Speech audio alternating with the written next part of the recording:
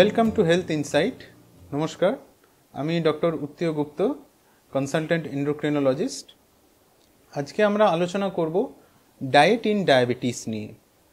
Diabetes রোগীদের ক্ষেত্রে ঠিকঠাক ডায়েট ফলো করা বা খাদ্য তালিকা মেনে চলা তার চিকিৎসার একটি অপরিহার্য অঙ্গ। আলোচনায় যাবার আগে আমাদের জানতে হবে ফুড কম্পোনেন্ট কী কী আছে। আমরা দৈনন্দিন যা খাওয়া দাওয়া করি সেটাকে যদি কয়েকটি ভাগে বিভক্ত করা যায়, তার একটা পোর্শন হয় কার্বোহাইড্রেট। কার্বোহাইড্রেট খেলে আমাদের শরীরে এনার্জি তৈরি হয়, অর্থাৎ ক্যালোরি জেনারেট হয়। আপনাকে যখন ডাক্তারবাবু ডায়েট চার্ট দেন তখন এই ক্যালোরিটা বেঁধে দেন, 1600, 1800 বা 2000 ক্যালোরির ডায়েট চার্ট দেওয়া হয়। সুতরাং আপনি শুনেই বুঝতে পারছেন কার্বোহাইড্রেট কতটা কনজিউম করছেন সেটার উপরে আপনার ক্যালোরি অনেকটাই নির্ভর করে। আর একটা পোর্শন হলো আপনার প্রোটিন, যার কাজ হচ্ছে বেসিক্যালি মাসেল বিল্ড আপ করা বা মাংসপেশির পুষ্টি। এবং তৃতীয়ত হচ্ছে ফল এবং শাকসবজি। এই ফল এবং শাকসবজি ইউজুয়ালি ফাইবার ক্যাটাগরিতে পড়ে। ফাইবার কি না, ফাইবার এমন একটি জিনিস যা আপনি খাদ্য হিসেবে গ্রহণ করার পর এটা অনেক পাচন ক্রিয়া খুব ধীরে ধীরে হয়, যার ফলে সুগার বাড়ার যে প্রবণতা সেটা খুব কম হয় এবং এটা পেটের মধ্যে গিয়ে জল শোষণ করে, অর্থাৎ ওয়াটার অ্যাবজর্ব করে, যার জন্য আপনার খিদে খুব তাড়াতাড়ি মিটে যায়। অর্থাৎ দুদিক থেকে সুবিধে, আপনার খিদেও তাড়াতাড়ি মরে যায় এবং সুগার বাড়েও কম।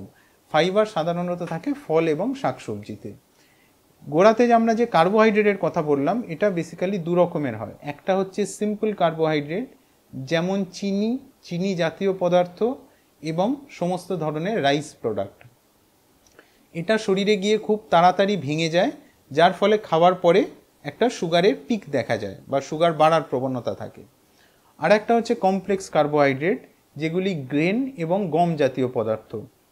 তা এগুলি শরীরে আমরা খাবার খাওয়ার পরে ধীরে ধীরে ভাঙে, অপেক্ষাকৃত আস্তে, যার ফলে সুগার বাড়ার প্রবণতাটা বা পিক যেটা সেটা একটু কম হয়।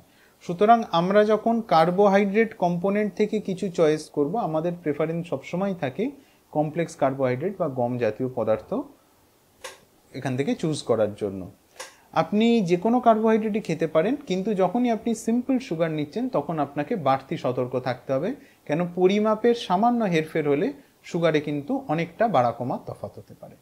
দ্বিতীয় কথা, ডায়াবেটিসে একটা খুব গুরুত্বপূর্ণ বিষয় হলো হিডেন ক্যালোরিজ।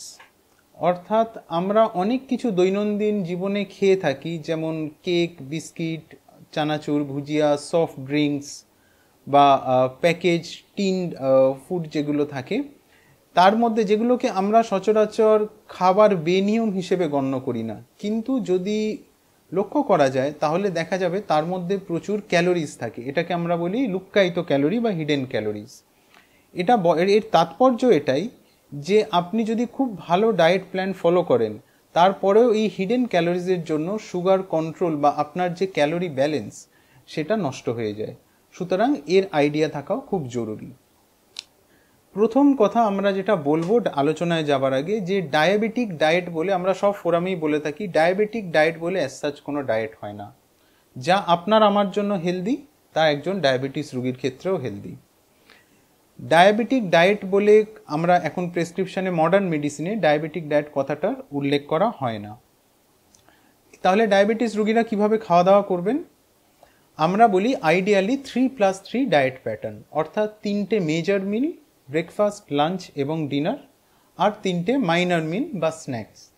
যেমন 11টা 11:30 নাগাদ একটা মিড মর্নিং স্ন্যাক, একটা বিকেলবেলা 5টা 6টার দিকে ইভিনিং স্ন্যাক, এবং যদি তাড়াতাড়ি ডিনার করার অভ্যেস থাকে 8টা 8:30 9টার মধ্যে, যেটা অ্যাকচুয়ালি ডায়াবেটিস রোগীদের ক্ষেত্রে হেলদি হ্যাবিট, তাহলে শোবার সময় একটা বেড টাইম স্ন্যাক।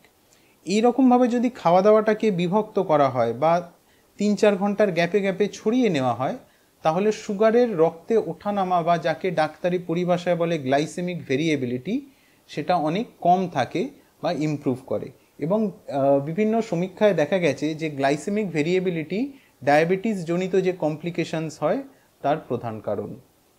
তাহলে আপনি কিভাবে খাওয়া দাওয়া শুরু করবেন? প্রথমেই আমাদের সকালে চা বা কফি খাওয়ার অভ্যাস থাকে। আমরা বলি চা কফি খেলে আইডিয়ালি সঙ্গে বিস্কিট খাবেন না, কেননা বিস্কিটও একটা বেকারি প্রোডাক্টসের ক্যাটাগরিতে পড়ে এবং এর মধ্যে বেশ হিডেন ক্যালোরিজ থাকে। যদি এরকম হয় যে বিস্কিট ছাড়া চা মুখে ওঠে না, তাহলে একটা বা তার বেশি নয়, না খেলে বা অ্যাভয়েড করতে পারলে সব থেকে ভালো। ব্রেকফাস্ট যেটা করেন, সবাই কি খাবেন তা নিয়ে কথাবার্তা বলেন, টাইমটা আমরা ওভারলুক করে যাই, কিন্তু ব্রেকফাস্ট কখন করছেন, সেটা কি খাচ্ছেন তার থেকেও বেশি জরুরি। ব্রেকফাস্ট সাধারণত 9টা বা তার আশেপাশে করে নেওয়া উচিত, দেরি করা উচিত নয়, খুব জোর 9:30, তারপরে কখনোই নয়। তাহলে সারা দিনের যে ক্যালোরি ব্যালেন্স বা খাওয়ার যে স্পেসিং সেটা নষ্ট হয়ে যায়। ব্রেকফাস্টে আপনি আইডিয়াল খাবার অবশ্যই রুটি তরকারি বা রুটি সবজি, কেননা আমরা আগেই কমপ্লেক্স কার্বোহাইড্রেট কথা বলেছি। আপনি বিকল্প হিসেবে চিড়ে, মুড়ি, খই, ডালিয়া, পোহা, ওটস সব কিছুই খেতে পারেন, এগুলি সবই কার্বোহাইড্রেট। যাই কার্বোহাইড্রেট খান তার সঙ্গে কিছু সবজি বা স্যালাড রাখা খুব জরুরি। উদাহরণস্বরূপ বলা যায়, আপনি যদি ডালিয়া খান তাহলে ডালিয়া কম, সবজি বেশি। যদি পোহা খান তাহলে পোহা কম, সবজি বেশি। রুটির সঙ্গে বাই ডিফল্ট আমাদের সবজি বা তরকারি থাকে। এর সঙ্গে আপনি মিল্ক প্রোডাক্ট হিসেবে বা প্রোটিনের জন্য ডিম, দুধ, ছানা কিছু যোগ করুন, তাহলে আপনার একটা ওভারঅল খুব সুষম খাদ্য হবে, বা যেটাকে আপনি ব্রেকফাস্ট বলে গণ্য করতে পারেন। 9টা 9:30-র মধ্যে যদি ব্রেকফাস্ট সেরে নেন, তারপরে আমরা বলি 11টা 11:30-র দিকে মিড মর্নিং স্ন্যাক নিতে, যার আইডিয়াল মিড মর্নিং স্ন্যাক হলো ফল। কেননা ফলের মধ্যে বেশিরভাগ ফাইবার থাকে, বা তার জন্য গ্লাইসেমিক পিক যেটা সেটা খুব কম হয়, ক্যালোরি মানে আপনার পেটও ভরবে অথচ ক্যালোরি কনজামশনও বেশি হবে না। ফলের মধ্যে আম, লিচু, কাঁঠাল, কলা, খুব যেগুলো হাই ক্যালোরি ফ্রুট, সেগুলো একটু কম ফ্রিকোয়েন্সিতে খেতে বলা হয়। বাকি যে কোনো ফল খেতে পারেন, অ্যাজ সাচ ফলের ক্ষেত্রে কোনো বিধিনিষেধ নেই, সবই খেতে পারেন কিন্তু রয়েছে। লাঞ্চ ইউজুয়ালি আমরা 1টা-1:30 নাগাদ করি। এখানে আমরা বলবো ডায়াবেটিসে একটা ইম্পর্টেন্ট উল্লেখ করার মতো জিনিস হলো, বলা হয় মাই প্লেট কনসেপ্ট।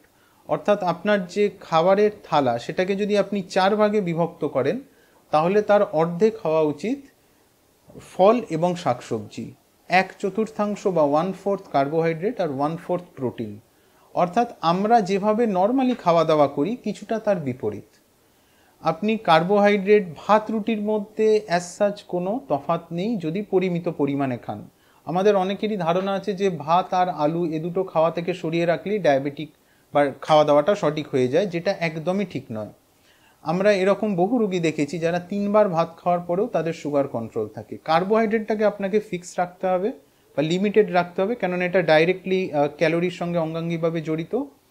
ফল, শাক, আপনার লাঞ্চের ক্ষেত্রে যদি আমি বলি, তাহলে শাক, পালা, ডাল, তরি তরকারি এগুলো বেশি বেশি এক্সট্রা করে খান পেট ভরাবার জন্য।